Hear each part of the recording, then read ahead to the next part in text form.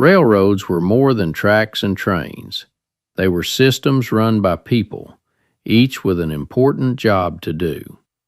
Inside the station agent managed the depot, sold tickets, handled freight paperwork, communicated with dispatchers, and often served as the public face of the railroad in town. The telegraph operator sent and received train orders by telegraph, relayed dispatch instructions, and helped ensure trains moved safely and on schedule. The depot clerk assisted the agent with records, billing, freight documentation, and customer inquiries. The baggage agent checked, tagged, loaded, and unloaded passenger baggage, making sure it was properly routed. The freight agent oversaw incoming and outgoing shipments, coordinated loading, and maintained shipping logs.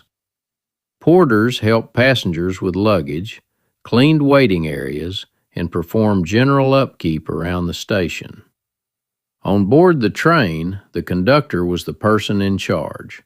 He supervised the crew, collected tickets, ensured schedules were followed, and handled passenger issues. The engineer operated the locomotive, controlling speed, braking, and the overall movement of the train. The fireman maintained the steam engine by shoveling coal into the firebox, managing steam pressure, and assisting the engineer. Brakemen operated brakes, especially before full air brake adoption, coupled and uncoupled cars, and assisted with switching operations. Flagmen protected the train by signaling following trains during stops or emergencies using flags, lanterns, or torpedoes. On some passenger lines, Pullman porters attended to travelers in sleeping cars, helped with luggage, and provided onboard service. In the yard and along the line, other workers kept the railroad functioning behind the scenes. The yardmaster directed train movements within a rail yard. Switchmen threw track switches, coupled cars, and organized trains. Section foremen supervised track maintenance crews. Track laborers performed manual work such as aligning rails, replacing ties, and tamping ballast. Car inspectors checked rail cars for mechanical issues before departure. Train dispatchers controlled train movements over long sections of track through telegraph orders, helping prevent collisions and maintain schedules. At the end of the train was the caboose, often called the train's office. The conductor served as the supervisor or boss of the train. He kept a paper accounting of every car, including its contents and destination. He was responsible for dropping off and picking up cars along the route. When the train reached its final destination, the conductor turned in all paperwork to the yardmaster. In those days, there were often two brakemen. The rear brakeman sat on one side of the caboose cupola from the conductor, where he watched for problems such as brake fires or overheated axles. The head brakeman worked track switches along the route, unlocking and moving them, while the rear brakeman returned them to position and locked them again.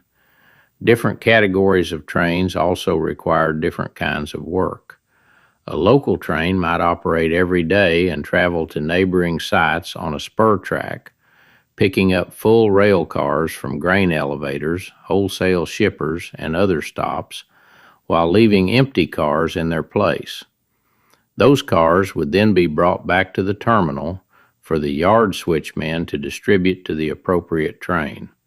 Express trains usually carried only one or two major products, such as grain, fruit, oil, coal, or automobiles, and dropped off cars only at major terminals in large cities. Trains that traveled the main line, but also picked up and dropped off along the way, required the greatest coordination because the main line had to remain open for other traffic. Efficient train management was a real skill. Another important piece of railroad life was the speed car, sometimes called a section car, motor car, or speeder. In the late 19th and early 20th centuries, the expanding rail network of the American South demanded constant inspection and maintenance.